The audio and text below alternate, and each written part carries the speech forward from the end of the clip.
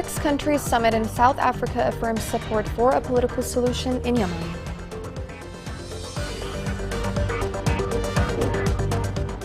Houthis continue to impose illegal levies on Yemenis in areas under their control.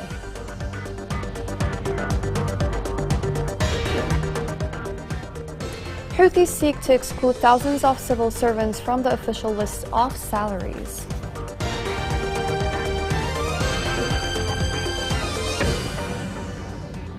Welcome to Yemen Today TV. This is the English news summary, Shazad Abdelbay.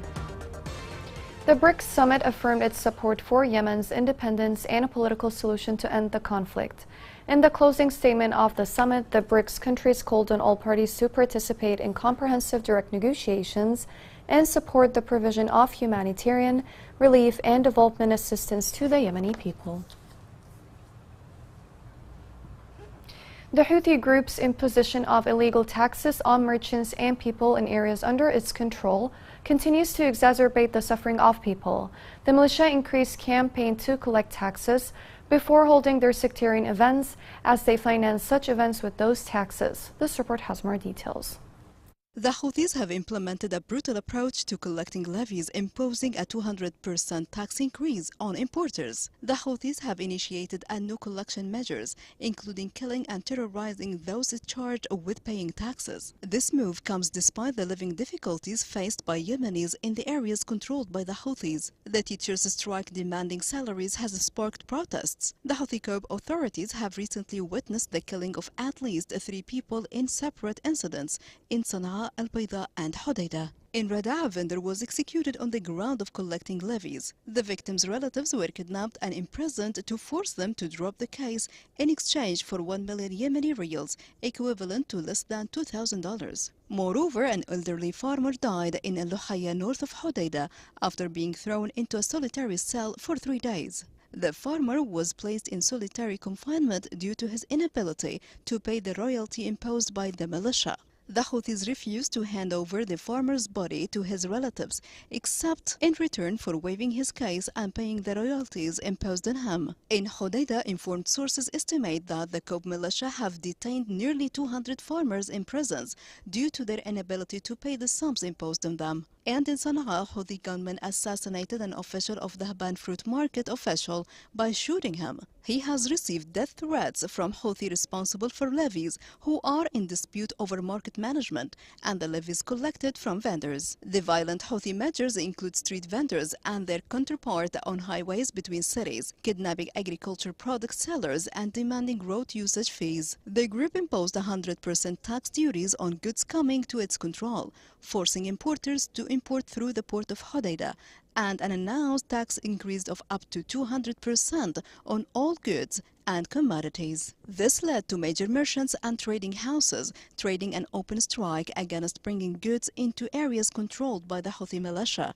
in rejection of the measures, which led to the disappearance of many commodities from the markets of Sana'a and militia-controlled areas. According to a source in militia-run customs sector, expected these Houthi measures to lead a new price catastrophe or many companies declaring bankruptcy. The source accused the militias of deceiving merchants and luring them into importing through the port of Hodeidah by granting them many privileges and customs exemptions after its decision to raise customs taxes in the land ports. He also expected new collections measures on vital commodities to compensate for amounts waived by some importers through exemptions granted to them.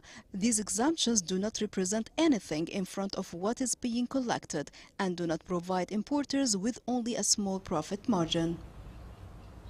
In Taiz, Houthi shelling killed 3 civilians and left 12 people injured.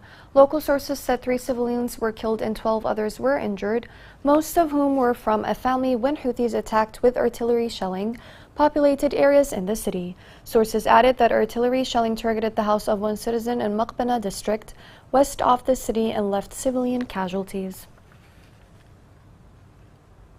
In Hodeidah, field sources said the Houthi explosive device killed 1 person and injured 2 others. The sources indicated that a civilian was killed and 2 others were injured due to an explosion of Houthi device south of Hodeidah. Earlier, also 2 civilians were killed in the same area due to Houthi explosive device. The engineering teams of the 5th Brigade dismantled 2 explosive devices in Shabwa. Field sources reported that explosive devices were found next to the public roads that links the secondary roads of the district's areas. The sources confirmed that the explosive devices are a local Houthi industry.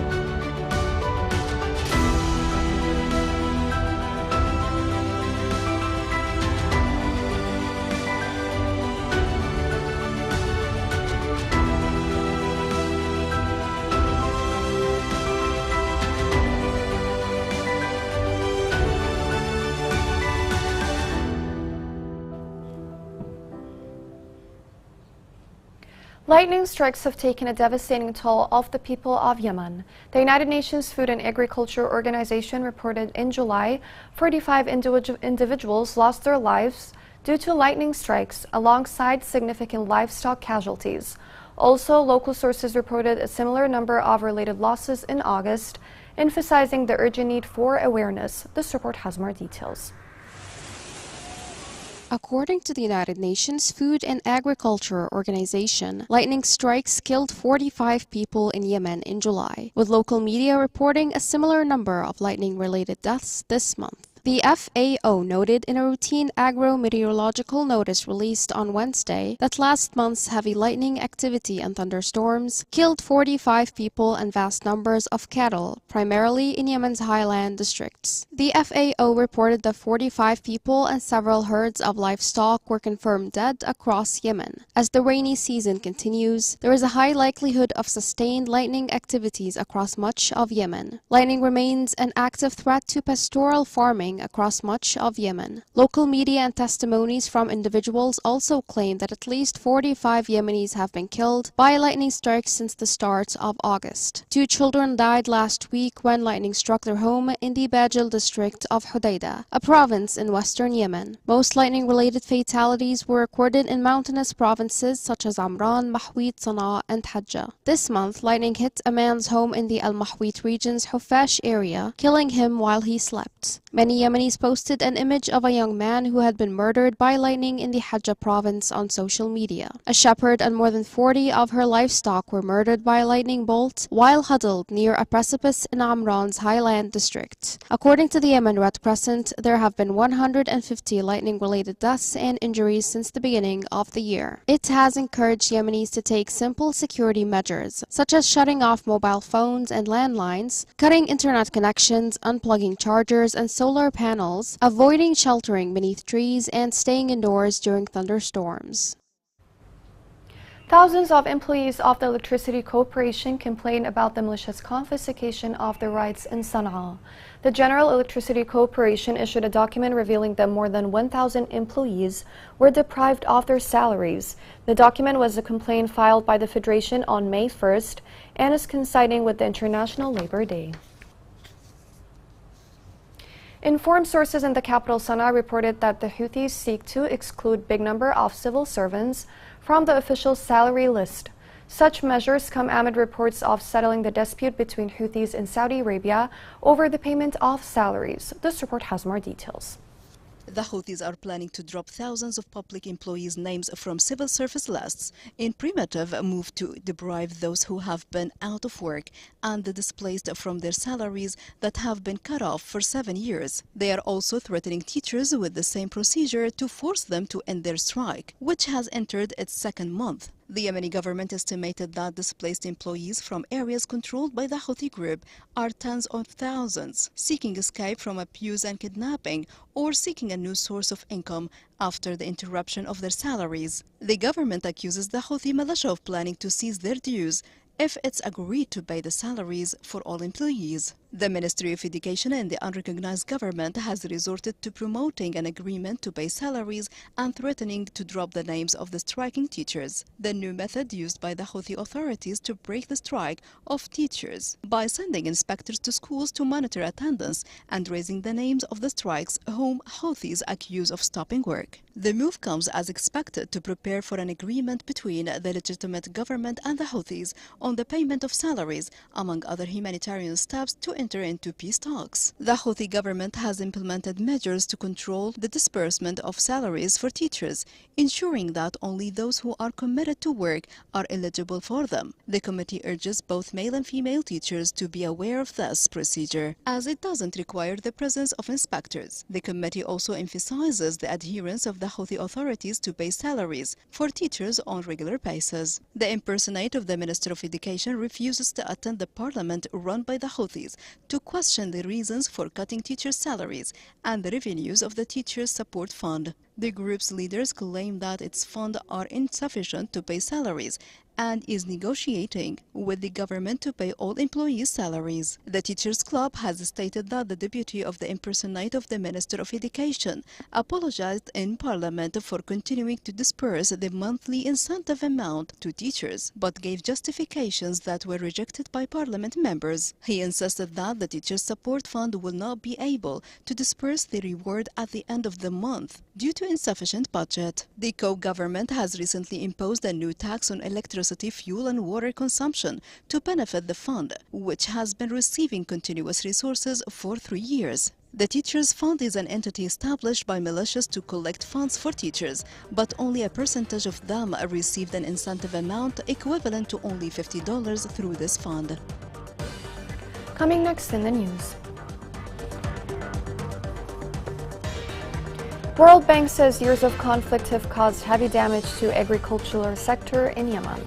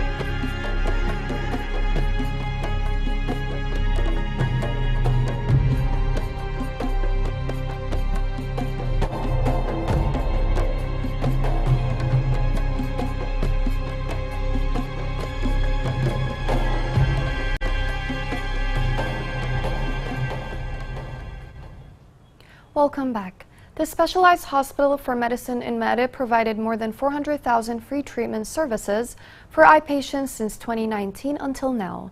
The number of beneficiaries amounted to more than 140,000 patients from the displaced, the host community, and visitors from neighboring areas.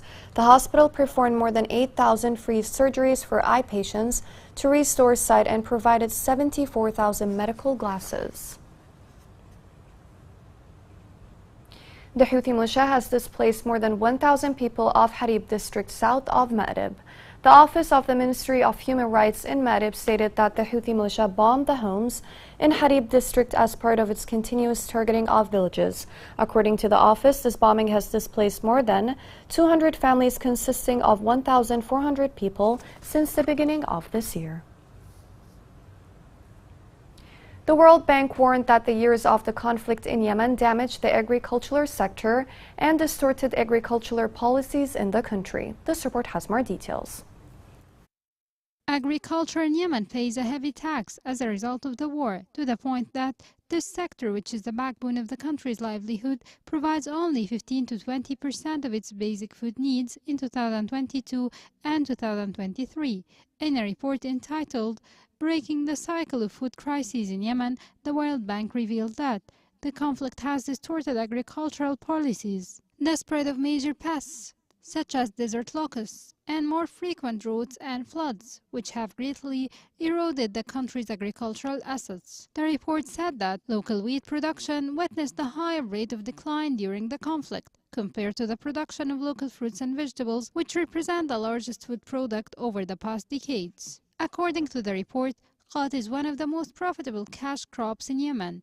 Other commercial crops include animal feed, and the largest crop is corn, which is used to feed animals. The World Bank revealed earlier that climate change made it difficult to count on rainfall in Yemen, which comes outside of its usual seasons. Previously, agriculture and fisheries employed over half of the country's workforce. Today, farm machinery stands silent in the fields, damaged by strikes, irrigation systems, storage facilities have been demolished, and herds of livestock have been devastated. Logistical chains have completely broken down, making it difficult to acquire seeds, fertilizer, and other supplies. According to the governmental and human rights reports, during the past month, many homes, agricultural areas, and properties were severely damaged, in addition to the death and injury of dozens of individuals as a result of the heavy rains and torrential rains that hit most of the country. According to economists, the conflict, climate change, and high prices of oil derivatives have put the Yemeni economy, especially the agricultural sector, in a fragile state, which affected the majority of Yemenis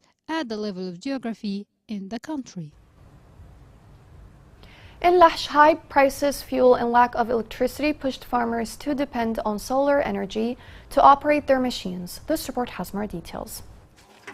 In Lahj Governorate, the agricultural sector is suffering from the high prices and general scarcity of oil derivatives. Fortunately, solar power presents a viable alternative, and a lot of farmers have turned to the sun to fuel their activities. Oil derivatives and fuel are exorbitantly priced. We've turned to solar energy, which we must pay for in installments. While the staggered expenses are inconvenient, they are preferable to paying for diesel. As Yemen seeks to stave off what the UN maintains is an approaching famine, an increasing number of farmers are switching to solar power to water their farms. But while solar power saves up on time and effort spent tracking down oil derivatives, the upfront costs can be high, and farmers have to pay out their panels in installments. Solar power is expensive, and there is no government support for farmers. Yemenis, especially those in rural regions and the poor, who make up nearly half of the country's population of about 32 million, suffer from acute energy poverty. Since the crisis in Yemen erupted in 2015, life has gotten worse in rural villages, where the damage has not spared the energy sector.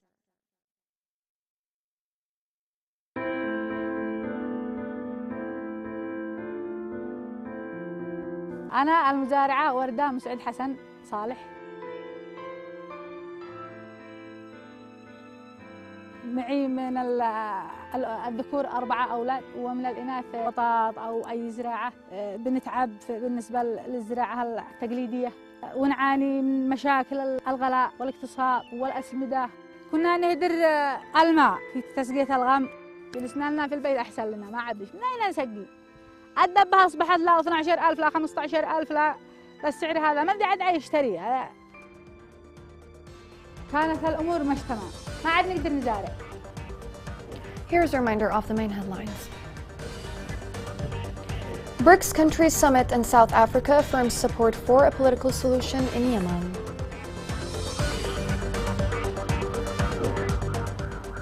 Houthis continue to impose illegal taxes on Yemenis in areas under their control.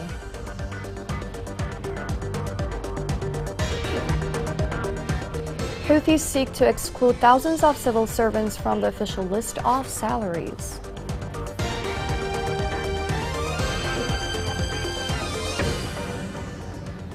This is the end of the news. It was Shazad Al-Ba'i. Thank you for watching.